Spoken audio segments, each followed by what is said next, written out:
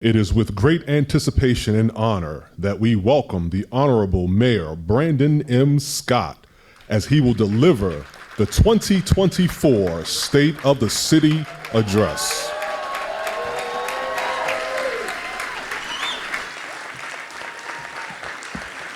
Thank you, thank you, thank you. Thank you, everyone, thank you. Please be seated. Thank you very much. Good evening, Baltimore. Good evening. Nope. Good evening, Baltimore. Good evening.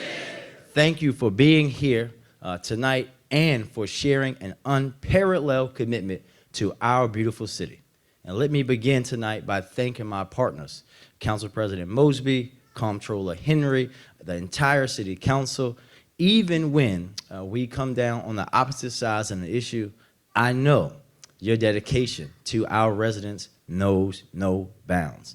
And I also want to thank our state elected officials who are here with us this evening, who came from Annapolis and have to go back for a vote at 7 o'clock. We need them to make sure they do that. So thank you all for your partnership and for your commitment to Baltimore that you do each and every day. To the members of my cabinet and the members of city government, thank you for answering the call to make a difference in the lives of Baltimoreans every day. And lastly, to every community partner, every activist, every resident who is here tonight or may be watching at home or on their phone, your spirit is what makes Baltimore special. Tonight, I am here for my 4th State of the City address.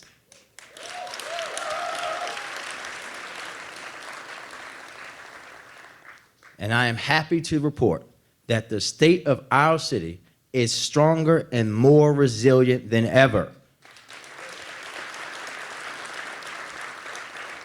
There is still so much work to do, but we must acknowledge how far we've come in just a few short years. When I gave my first State of the City address in 2021, I stood at a podium much like this one, but alone, giving this speech virtually as a deadly global pandemic continued to take its toll on our city. We had a virus to fight, vaccines to distribute, businesses to support, and lives to save from both COVID and violence. And let's be honest, both the pandemic and the epidemic had Baltimore in a chokehold. Reflecting on those moments, it's jarring to see how far Baltimore has come. Last year, we achieved the largest single-year reduction in homicides Baltimore has ever seen.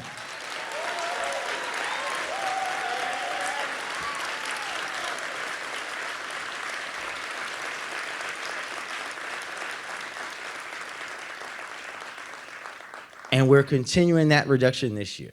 We're welcoming new investments, developments and projects, new schools and rec centers, and new opportunities for all Baltimoreans. We're strengthening the parts of the city that were damaged by the pandemic, rebuilding city services, using ARPA dollars to support our most vulnerable neighbors, and reducing unemployment to the lowest level Baltimore has ever seen.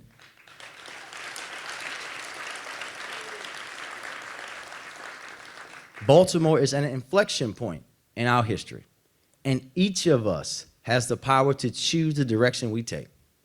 When I took office, Baltimore's infrastructure was broken, both literally and figuratively. We needed to tackle decades of intentional disinvestment, restore consistency and stability to city government after more than 15 years of chaos and scandal. And we had to set the stage for Baltimore's renaissance to truly take hold and flourish. We know these things take time and require us to speak hard truths, but equity, transparency, accountability, and integrity have all been at the core of our work. For me, thank you. For me, a son of Park Heights who endured the firsthand impacts of neighborhood neglect, I knew that Baltimore needed to do better and Baltimoreans deserve better. I've always said that I want to be the mayor who laid a foundation for a new golden age in Baltimore. That has been my promise, and tonight it is easy to see the progress.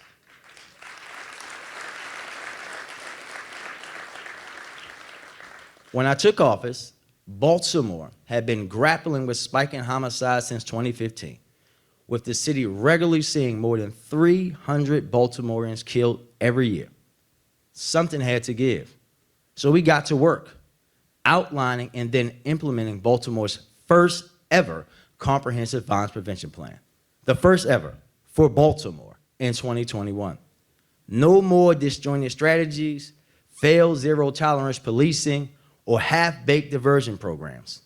Done with the false choice of investing in law enforcement or investing in community violence intervention. Our approach is both and it has to be. We have built a plan that supports our community violence intervention ecosystem. We established a nationally recognized 911 diversion program that resolved over 600 incidents with community-based responders rather than police, and expanded our victim services work. As a young black man, I have personally seen the negative impact of misguided, disjointed approaches of the past. I've lost friends and loved ones to gun violence, to addiction, to the criminal justice system, and have been a victim of gun violence myself. But I found purpose in the movements to save lives. From leading the 300-man march and working alongside We Are Us and the many organizations who fight to make their community safer every day. Those experiences drive my commitment to this work. They ground my belief that we must continue to embrace community-centered, evidence-driven public health approaches that treat violence like the complex public health issue that it is. In 2023,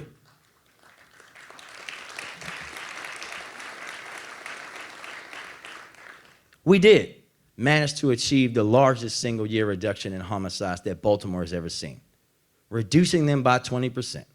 It marked the first time that we as a city had less than 300 homicides in nearly a decade.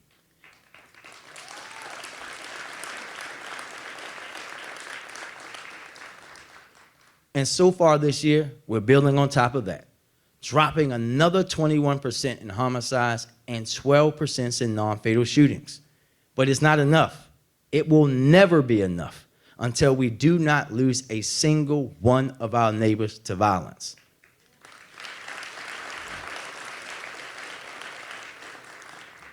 However, this progress showcases that our strategy is working.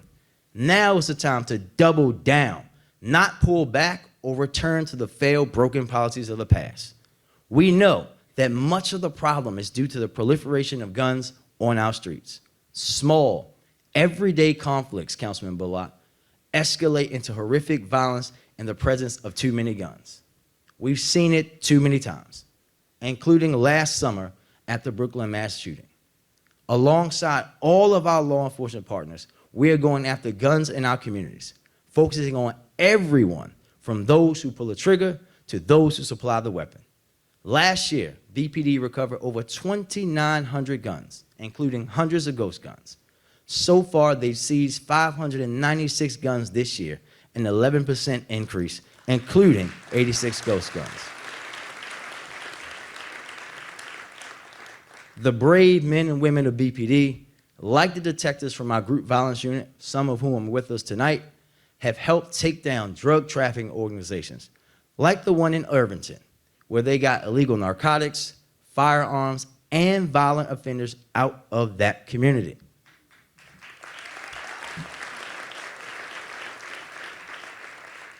In the courts, we went after Parliament 80, the nation's largest ghost gun manufacturer, and secured a historic $1.2 million in damages and effectively ended their business with Maryland residents altogether.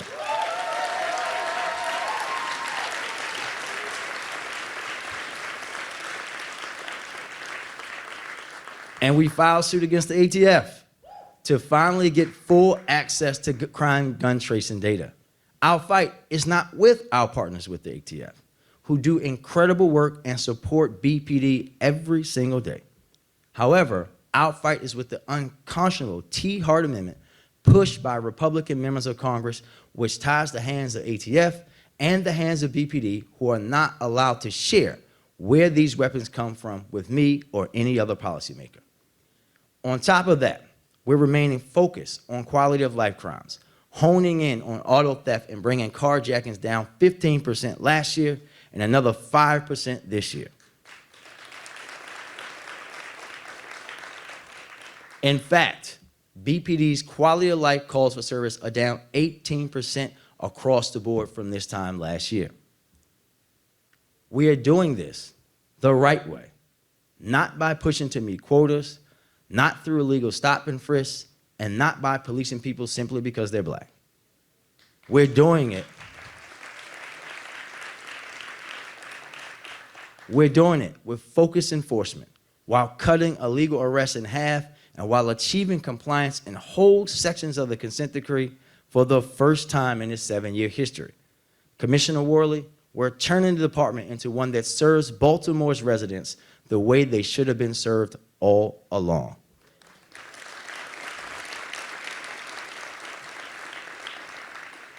And while many are not, we as a city are actively graduating police academy classes. We redistricted for the first time in 60 years, and we're finally on the verge of securing local control of our police department.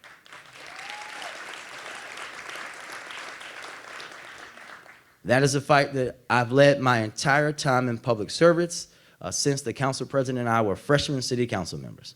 And I encourage all of Baltimore to finalize it at the November ballot box to ensure that BPD is accountable to Baltimoreans and not folks in Western Maryland.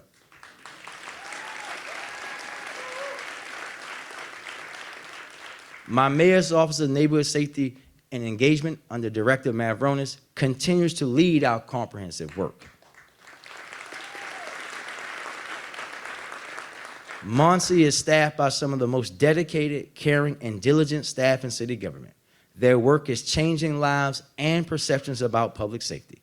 They spearhead our work on the group violence reduction strategy led by Terrence Nash, which is a partnership with the state's attorney, the Office of the Attorney General, BPD, and myself.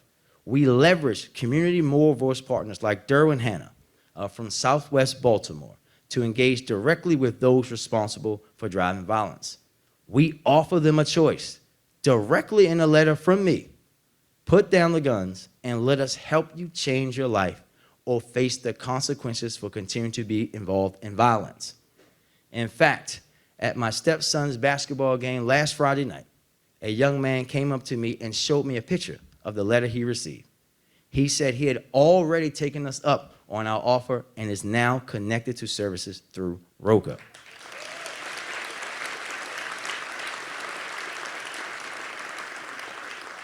We know this works.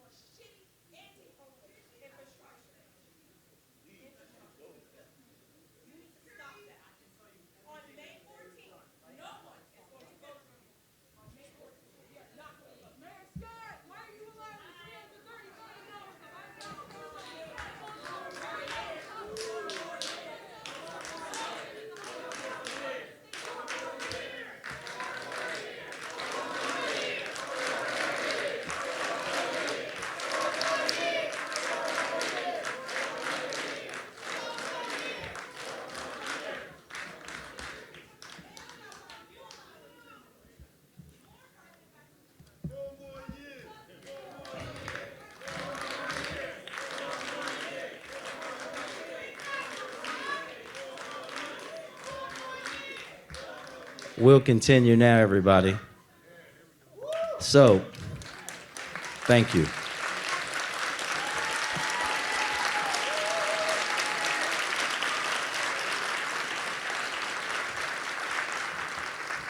We believe in everybody's right to protest. But as we always say, there's decency in order.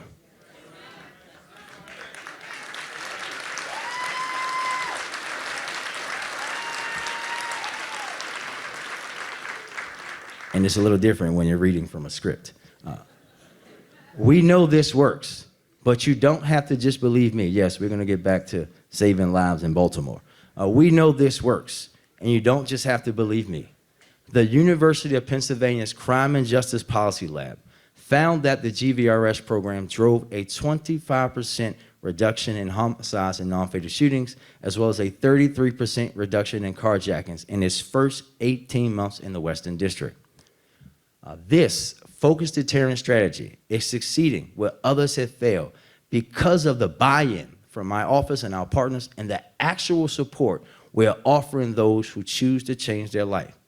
After expanding the strategy to the Central District this year, we are well on our way to completing the expansion to the Eastern District, Councilman Stokes, next month.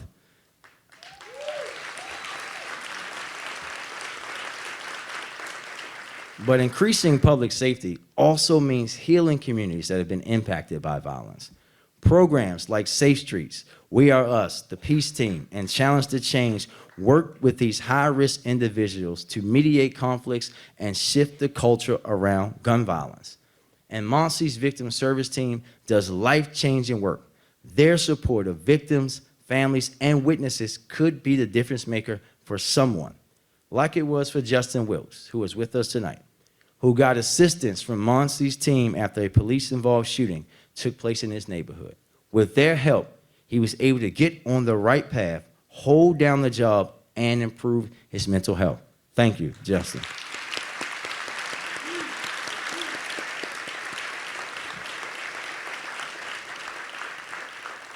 Once they work with someone, they don't just disappear. Their coordinated neighborhood stabilization response brings whole communities together to feel the full weight of our support, often for extended periods of time. Like they're doing in Brooklyn, where their continued support is still making an impact, alongside neighborhood stakeholders like the Tenant Council, faith leaders like Bishop John Watts and Pastor Billy Humphrey, and residents like Lavette Hyman, and my good friend, young Mason Conway, a budding advocate and the mayor of Brooklyn. Good to see you, Mr. Mayor.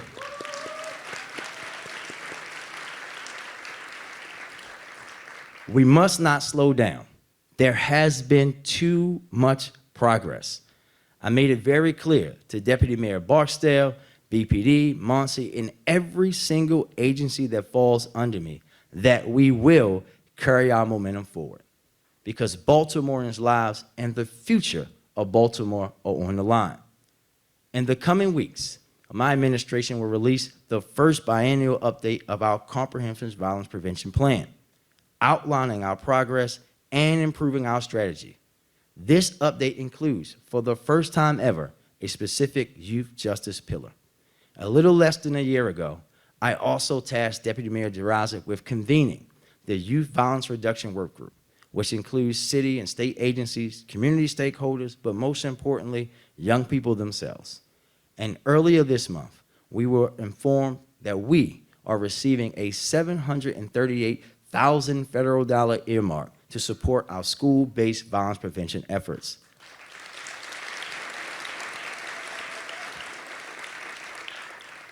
Too often, I arrive on the scene of a homicide to find a victim or perpetrator who hasn't even gotten a chance at a full life. Those scenes, like Brooklyn Day, are the most gut-wrenching and why I can't sleep at night. No, it's not charm. As a new dad, blessed with a stepson and a brand new baby boy, the stakes are all too real for me. Our young people deserve a chance at a hopeful future, which means focusing on their safety, addressing their specific needs, and hear me when I say this, ensuring accountability when needed.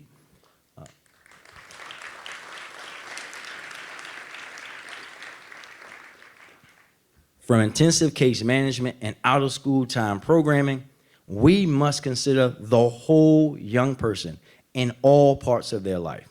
With the success of our Squeegee Collaborative, which has reduced squeegee-related incidents by 85%, Sidestep Youth Diversion, and last year's Be More This Summer youth engagement strategy, we know what works. With spring break underway, we are already proactively working on youth safety for the warmer months and are building on the lessons we learned last year. Together, we increased youth and community engagement, registering more than 3,500 young people for more than a dozen events hosted by my office throughout the summer. Young people themselves told us what they wanted to see: teen pool parties, bringing back midnight basketball, block parties from back in the day, and launching new activities. This summer, it will all be back. But it's not just about special activations. I, like you heard from the council president, am a proud member and alum of rec centers and the access to opportunities they provided growing up. But at some point, that access changed. For years, mayors said they prioritize youth without backing that up, shutting down rec centers and defunding programs. I was determined to lead differently and show our young people they are worth more than empty promises and shuttered doors. Gone are the days where we will balance the budget of on the backs of our children. We must prioritize them and put our money where our mouth is.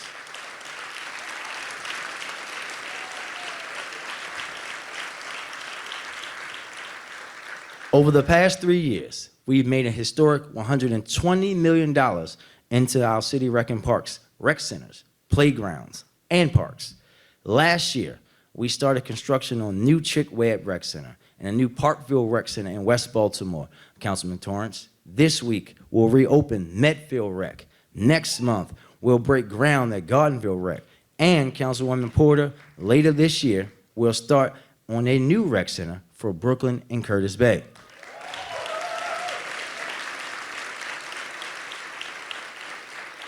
We've installed 5 brand new playgrounds and upgraded 26 play stations throughout the city. And we're continuing our work to repair and enhance the city pools. And for a lot of these facilities, it's the first time they've been touched since the day they were built. Last year, we began construction on the Ambrose Kennedy and Walter P. Carter pools. And hear from me first, Councilman Cohen, Patterson Park Pool will be open this summer.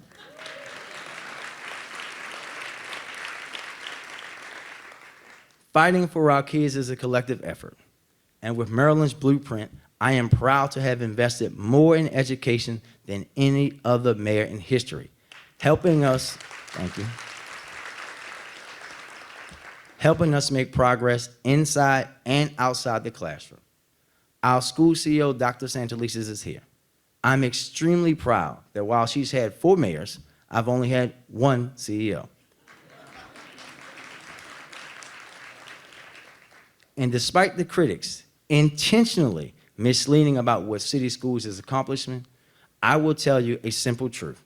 Our educators, our students, and our families are on the rise. Initiatives like Head Start are helping families raise healthier, happier children more likely to succeed in school.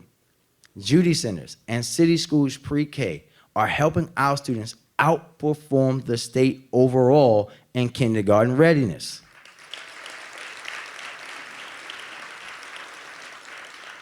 I would love to see that on a morning news ticker. And elementary and middle school students are making gains in English language arts. There, of course, is much work to do, particularly in math. But we're standing with city schools as they expand middle school athletics, now offering more sports than any other urban school district in the country. Closing gaps. Closing those gaps starts with making sure schools support our students' whole development and getting there on time every day, which is why we launched the Mayor's Attendance Challenge. And already this year, daily attendance has increased year to year to 88%. And chronic absenteeism has been reduced by nearly 12% all across city schools. I want to shout out our first winners of the Mayor's Attendance Challenge: Principal Ford from Booker T. Washington, Principal Wilson from BDJ, and Principal Young from Excel Academy, who have produced some of the most pronounced increases in the district.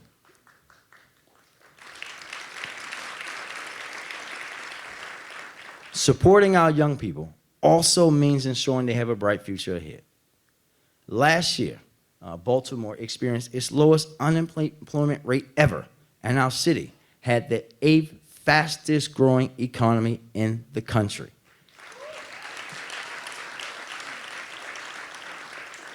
But we're harnessing all that growth so that all Baltimoreans can take part. After 50 years of giving Baltimore's young people summer jobs, YouthWorks has seen 2 back-to-back record years for applications, and everyone who applied was offered a job. Now, more than 200 young people have offers to participate in the first YouthWorks year-round cohort. Thank you, Director Garvin and the YouthWorks team for helping make these young people's dreams a reality. But we're also recruiting at City Hall. Last month, I established the Mayor's HBCU Fellowship Program, an opportunity for recent graduates from Morgan and Coppin State to come serve the city of Baltimore in much-needed positions. They'll get work experience, career coaching, housing incentives, and competitive salaries. And we'll keep Baltimore's best talent here, working for Baltimore's community.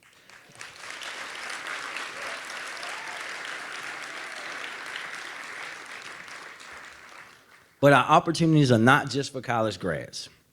Tonight, I'm announcing that on April the 25th, we will host a citywide hiring fair at the War Memorial Building. Across the city, you will hear a very simple message. Baltimore is hiring. City government offers a great opportunity to build a life, buy a home, and support a family. It is the honor of a lifetime to serve this city. Just like ask employees like Sadie Witt, who has worked at the Pratt Library for 61 years.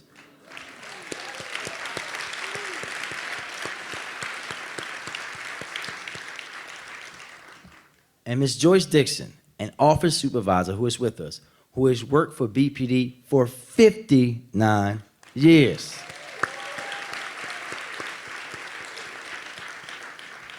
Working for the city of Baltimore is an opportunity to be a part of the bigger change we're making in city government. And after more than a decade of scandal and chaos, we're restoring trust and stability and integrity in city government. We are building a government that works for all Baltimoreans, not just the wealthy and not the well-connected that want to buy their seat at the table. The government we are building is fueled by the people that want the best for Baltimore. Neighbors like Antonio Boyd, president of the Fort Worth Community Association, where he fights for his community every day. And my good friend, Miss Audria Carter, who one of Baltimore's guardians, who is a long time advocate in the Oliver community. Antonio and Miss Audrey are the kind of neighbors that fuel Baltimore's progress. Here's what I know. No matter the neighborhood, Baltimoreans all want the same thing. A government that is responsive, a government that moves with a big, bold vision for the city, and a government that delivers basic city services the right way. We've doubled down on reforming our antiquated system. We're reforming the city's decades-old procurement processes, and last week we secured a new technology to overhaul our tax system and our permitting system. Yes, you'll be able to do payment plans for taxes now. I implemented agency performance plans and actually expanded our city stat model. And with a $3 million grant, we grew our Bloomberg I team, making it the largest in the country. All of these reforms serve to make our city function better, more efficiently, and with less waste for Baltimoreans, so that we can tackle the big intractable challenges that faces our city services. As I stand here before you, we've stabilized many of the core services that were deeply impacted by years of City Hall dysfunction and a global pandemic. But nowhere is that more clear than the progress in DPW and their 2 most high-profile responsibilities, water and trash. At my last State of the City address, I made a promise to restart weekly recycling in the first quarter of 2024, and I'm proud to report that we delivered on that progress.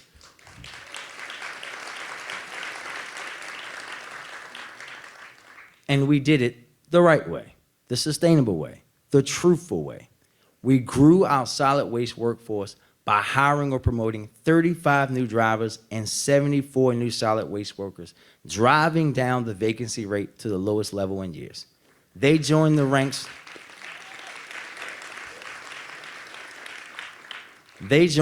of many dedicated, essential workers in the Solid Waste Bureau and all of our city agencies who tirelessly do the most unglamorous and thankless work in our city. One of our crews is here tonight. Let's give them a big round of applause.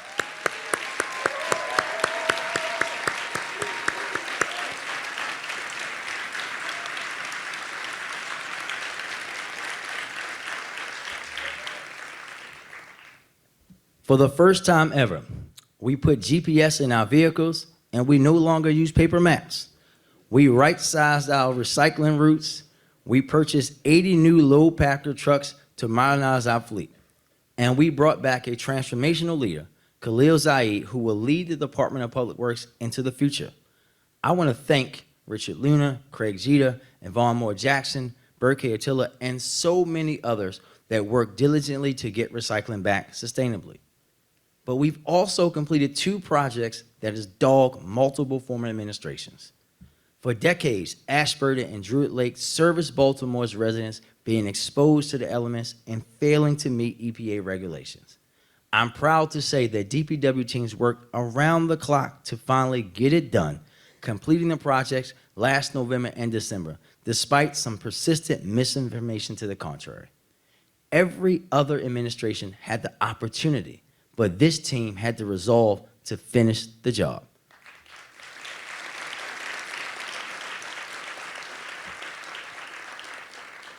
And this year, as we examine the recommendations of Baltimore Regional Water Task Force, we will ensure that Baltimore's water system remains Baltimore's system while improving regional governance.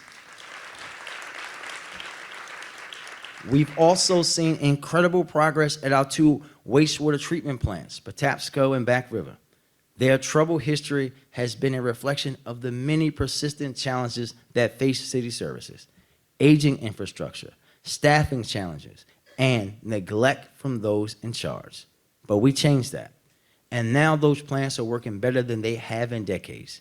And now they're putting out their best, lowest ever effluent numbers, ever. Meaning, very simply, that our water is cleaner and our communities are healthier. That progress means something. But at no point in the last 50 years has our harbor been healthier than it is now. It is swimmable most days of the year. I'm gonna say it twice. It is swimmable most days of the year. Councilman Torrance, bringing back wildlife and sea life that was thought impossible for most of my lifetime. Yes, there are crabs in the harbor and people crab in the harbor. That's what a healthier environment in our city looks like. And I expect to see each and every one of you, including the city council, alongside me, kayaking in the harbor on Waterfront Partnership's Baltimore Blue Wave this summer. Keeping our neighborhoods and city clean is a daily effort that takes not just the women and men of DPW, but every one of us. Trash, litter, and illegal dumping has plagued our city for decades. Our ARPA-funded Clean Core initiative has been a tremendous success in cleaning up our neighborhoods while empowering residents. Contrary to what some may think, this is not about supplanting DPW's work. It's leveraging community partners like neighborhood associations and nonprofits who want to serve our city. Fueled by folks like Davon Taylor, a Clean Core member who's with us tonight, who was out picking up trash in Druid Heights when he sprang into action to help save a woman from a burning building on West North Avenue last November. Thank you, Davon.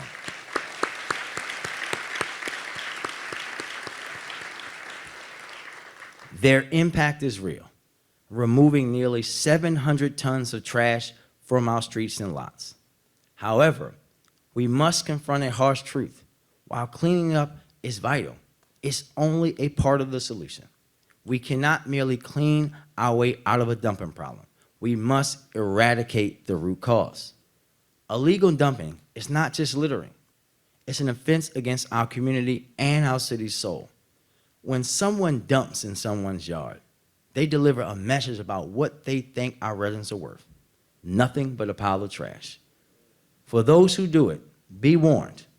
Our Housing Department's Special Investigations Unit continues to expand our camera network with now over 100 locations, putting eyes on the ground and catching perpetrators in the act. We're fighting in Annapolis to expand that unit's powers to identify and pursue perpetrators, like seeking driver's license photos and gathering information on social media, and we intend to shame them. But we must change the fines too. The penalty for illegal dumping in our neighborhoods cannot simply be the cost of doing business. When one individual dumps 3.6 tons of tires in Poppleton and is fined a mere $500, as a slap on the wrist and a slap in the face of those residents. That's why I'll be calling for a charter amendment to significantly increase the maximum civil penalty for illegal dumpers and deliver the message that our city will not be their dumping ground.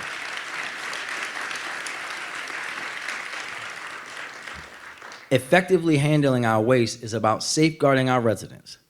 We must modernize our systems and double down on proven strategies like recycling and composting to reduce incineration and landfill waste. Councilmember Conway, we were recently awarded a $4 million grant by EPA to develop a solar-powered, scalable composting facility co-located with the new Eastside Transfer Station. This is an environmental justice issue, and I know that Councilwoman Porter knows this all too well. We have communities in our city that are in the 99th percentile for asthma and in the 96th percentile for proximity to hazardous waste. Every neighborhood in Baltimore deserves to be clean, safe, and respected. This is not just about beautification. It's about health in our city. And from COVID to maternal health to heart disease to the opioid epidemic, the work of our city health department saves lives every day. Just last week, I officially swore in Dr. Mnuga as our new health commissioner. She is bringing her incredible wealth of experience and deep love for Baltimore to her work on behalf of our residents. In maternal and child health, we've reached a historic low infant mortality rate. Partnerships like Be More for Healthy Babies are helping us eliminate the disparities between Black and white moms in targeted neighborhoods.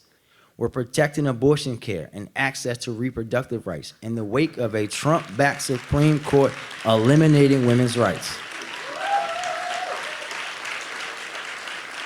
Last year, we granted nearly $300,000 to organizations that provide abortion and family planning services. And as long as I have a say, Baltimore will always defend reproductive rights. Always, no matter who says we should. We've also expanded our protections for Baltimore's LGBTQ+ residents. We realized the commission, and last year, we established some of the strongest anti-discrimination laws in the country. Councilmember Annette, thank you very much. Every institution that we have in Baltimore helps expand access to necessary health and social services, like the Pratt Library System, who is a national leader in this model, ensuring that Baltimore's libraries are not just a place for books, but where community connections exist. Whether it's distributing, yeah, we can clap for the Enoch Pratt.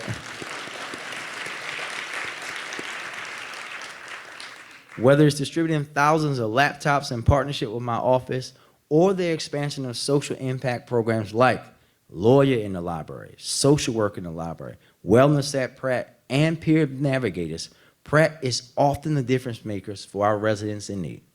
As one Baltimorean put it, after a Pratt-based social worker helped him get health insurance after returning home from prison. They are the bridge between possibilities and probabilities for our residents. That is the impact of our work, CEO Graham, and thank you very much. Our commitment to our residents extends their entire lifetime. And under my leadership, Baltimore has overwhelmingly improved how we care for our city's older adults. By establishing the Mayor's Office of Older Adults Affairs and Advocacy and getting his first ever director, Miss Ondoria Harmon, confirmed,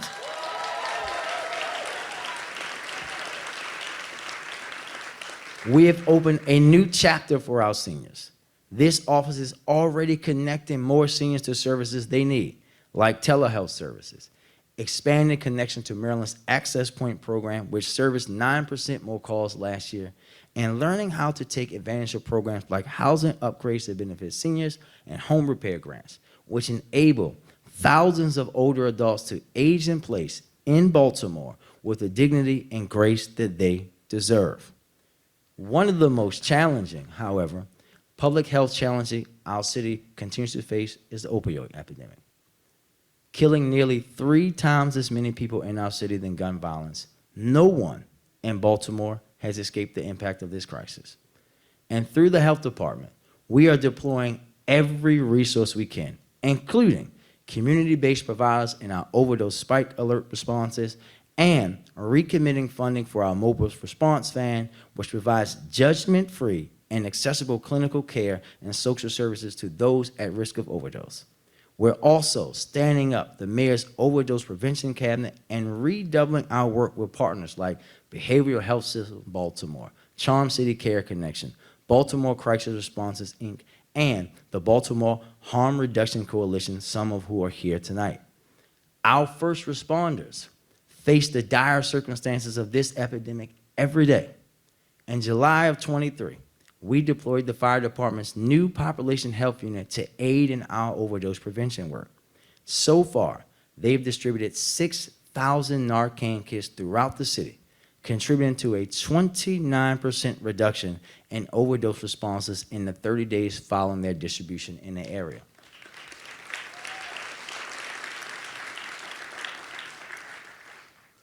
Overall, between August 23 and February of this year, Baltimore has seen an 18% reduction in overdose responses compared to the same period last year. But our fire department is no stranger to risking their own lives to save others. And in the past few years, they've lost far too many. But our city and this department always rallies to support each other. And I'm proud to say that my administration has rallied to support them too. In the course of the last few years, we've invested $26 million in our aging fire fleet and apparatus, and there is more support to come. And in the next few weeks, I will announce additional investments to make long overdue improvements to fire stations, the fire academy, and safety equipment. Their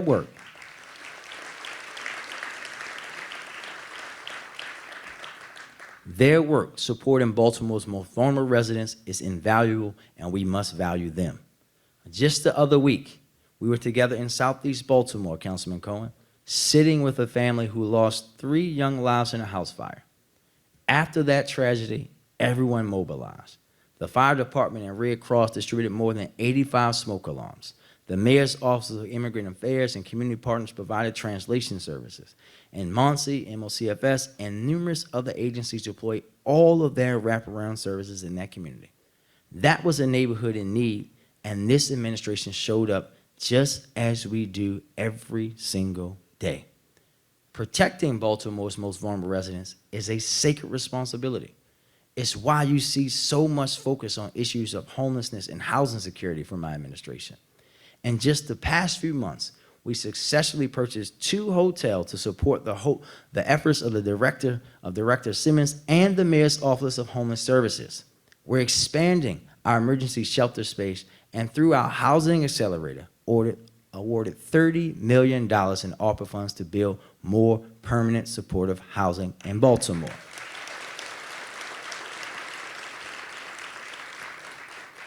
And we've continued our eviction prevention efforts, making Baltimore the only jurisdiction in the state of Maryland still providing active rental assistance to families. But solving the housing challenges in our city means supporting equitable neighborhood development in every way that we can. And under my administration, community is truly part of our community development. Building a better Baltimore must benefit current residents. To those of you like me who have lived in forgotten neighborhoods, I see you, and I promise that you will be here to reap the rewards. Baltimore is going to show DC, New York, Detroit, and LA what it means to have development without displacement.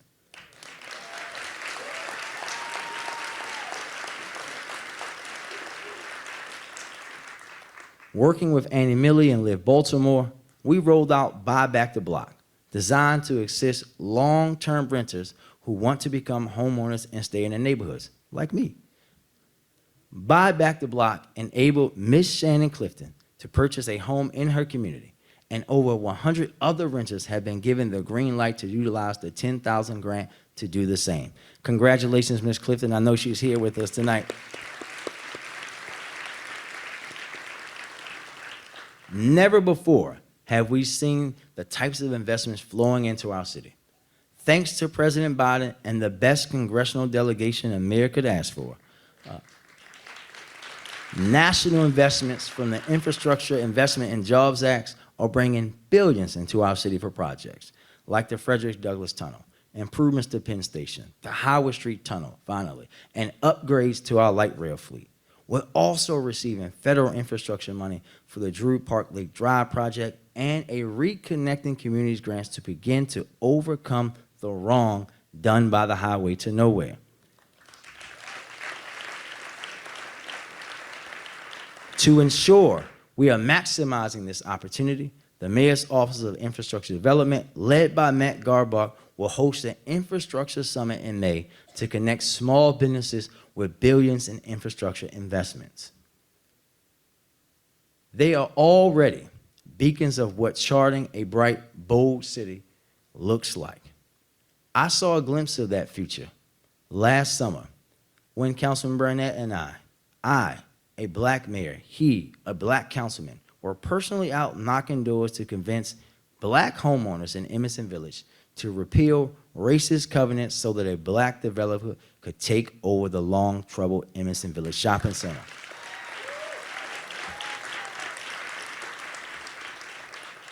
Now, Lanier Richardson has organized Southwest Baltimore residents to take part in co-ownership of the project.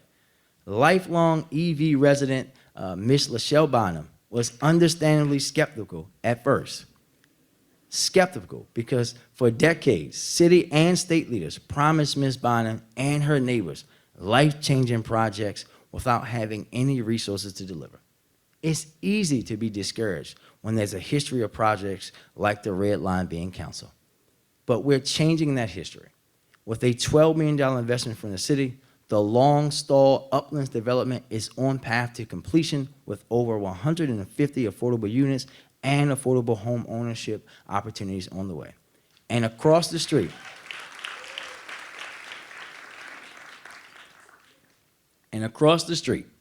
the Emerson Village Shopping Center is finally headed towards redevelopment. Once the justified skeptic, Ms. Bonham joining us tonight as a proud investor in the shopping center that anchors her lifelong neighborhood.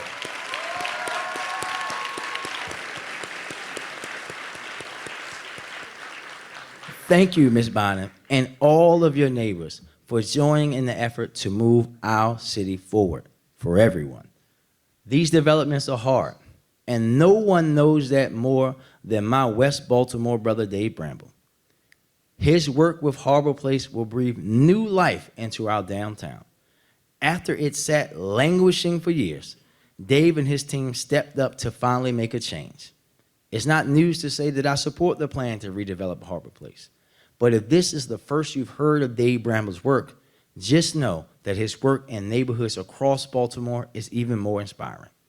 From Reservoir Hill to Greektown and Northport, projects like his are driving Baltimore's renaissance in every part of our city.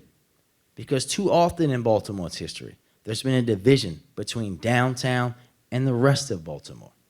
But we know our neighborhoods and downtown cannot thrive without each other. That's why we're investing in both. Like cities all across the country, our downtown is at a crossroads, and we're charting our path with Downtown Rise, a roadmap for investment, support, and equity. Whether you're coming downtown for work or to see a show at the CFG Arena, one of the top 10 grossing venues in the world, or joining the Orioles for opening day and later at the World Series. Downtown is a gathering place for all Baltimoreans, despite some who claim no one ever goes downtown.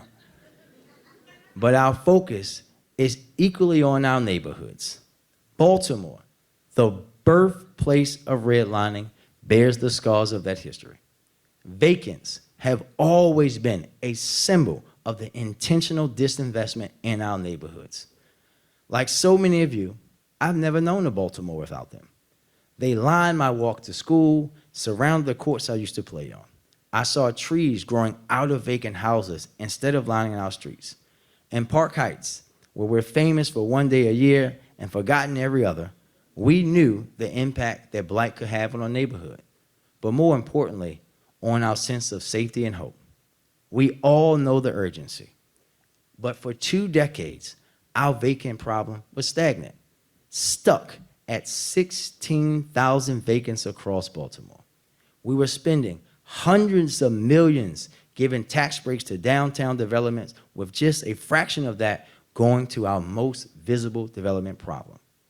At that rate, we were going to take 375 years to fix the problem. And that's why, over the last 3 years, my administration has invested a historic $146 million into our neighborhoods, alongside Rebuild Metro, Black Women Build, and so many others. That investment helped us get down to 13,531 vacant properties, a more than 14% reduction since I took office, and the lowest Baltimore's had in 20 years. Last December, we joined with GBC and Build to announce our historic vision to put $3 billion forward over the next 15 years to finally eliminate vacants once and for all. This vision includes $300 million from the city of Baltimore, the largest investment in our neighborhoods ever. I want to thank Commissioner Kennedy and Director Moxon for leading the charge in developing this strategy that combines city, state, philanthropic, and private funding. And thank you to Governor Moore, Secretary Day, and their teams. It's great to finally have partners on the second floor in Annapolis committed to this strategy.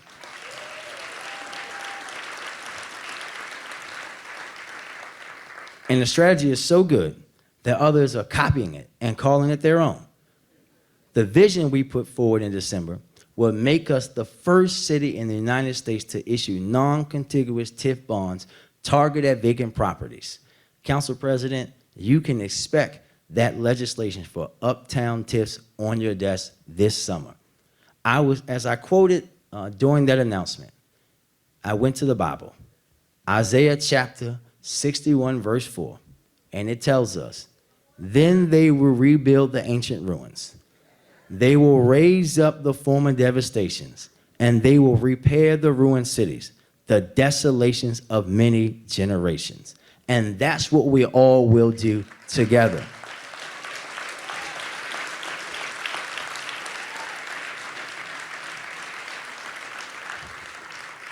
Baltimore deserves bold leadership that never shies away from a challenge and sets a vision for what this city can be. This is a once-in-a-lifetime plan and a golden opportunity. This job requires a lot of hard choices. But on the day I took office, I promised that I would always do what is right, not what is popular or politically beneficial for me. I stand by that today and every single day. Next week, I will introduce this coming year's preliminary budget. And as widely reported, we were staring down a $100 million deficit. But I'm proud to report that the budget we will put forward completely covers the gap, without furloughing employees, without closing rec centers or fire stations, without cutting city services or turning our backs on the priorities moving Baltimore forward. The results of our hard choices don't include balancing the budget on the backs of the things hardworking Baltimoreans need every day. So many of parts of my administration's vision has been denounced by those pessimistic about Baltimore. Our goal to reduce homicides by 15% was laughed at until last year. when we got it done. And now no one asks me about it anymore. Our Squeegee Collaborative was called Doomed to Fail. There's no way you're going to get those kids into jobs, but you all can see the success. Our $3 billion vision to address the vacant crisis has already been called overly complicated and insanely ambitious. Every new project is faced with naysayers who find a reason why it can't get done. But every time, we show them why it can. And hear me when I say this. I don't align with those who are pessimistic about Baltimore and nostalgic for a past that did not work for people who look like me.